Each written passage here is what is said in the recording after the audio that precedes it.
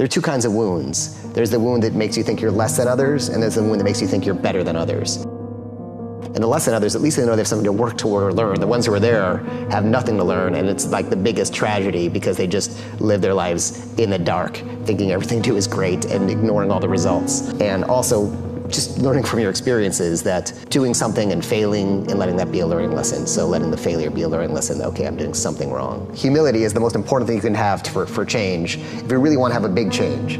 Like a lot of people come just to hear what they already want to hear, like codify this into 5 principles I can then apply to my life. But humility to recognize, what got you here won't get you there, as the saying goes, right?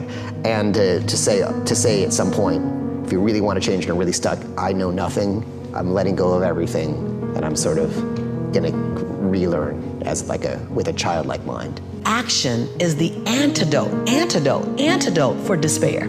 Action is the prescription for success. How can you have one word, one theory be the antidote for something while being the prescription for another? That's a powerful something. Action. Will Smith said it when he was being interviewed by Tavis Smiley. I'm gonna work harder than the next guy. If I'm on the treadmill, I'm gonna die on the treadmill. Because no one wants to live in uncertainty and ambiguity, and we live a life of ambiguity. I don't know what I want to be. I don't know what I'm gonna do. Because you never have to move in ambiguity. Instead, just say, I'm afraid to leap. Help me leap. Help me leap. Help me get the courage to leap. Because I don't want to live a life on the edge. Just say that. It's funny, there are all these books about happiness, right? I think 10% happy, or all these books about happiness. And there's a problem, I think, with that goal of reaching for happiness, which is you've got other emotions, right? Sometimes you're gonna be sad, sometimes you're gonna have anxiety, sometimes you're gonna have fear. Like, we have many emotions. And if you feel like I need to be happy all the time, when you're not happy, you're gonna feel like something's off. But what I think of it is this: you're born pure and fresh and vulnerable and spontaneous and in the moment, and slowly through life experiences and your caregivers, you get loaded with a lot of baggage. And I think one of the goals of life is how much of that baggage can you cut away before you leave this planet. We're running on this operating system, and we're all running on this operating system. This operating system was programmed in our first years of life. We're born without the architecture, and the architecture is built by our childhood experiences. Sure. So all these connections are made whereby I think a child makes 700 new neural connections a second. So a 3-year-old has twice as many neural connections as we do.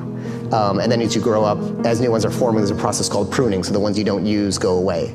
So your brain is really shaped and built by what you're seeing with your caregivers growing up. Like, basically, my friend, he would tell me over and over, you got everything you wanted in the game, why are you still unhappy?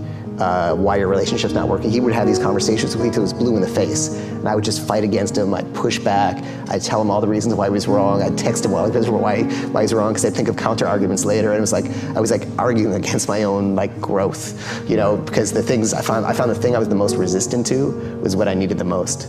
So it's hard. It's so hard to see yourself. And we also have a psychological investment in remaining the same. So it's like you have a friend, you're always trying to maybe cheer them up because they're depressed, or help them with their self-esteem because they're down, but you'll find they will fight. People will psychologically fight to hold on to their story because it's all they have.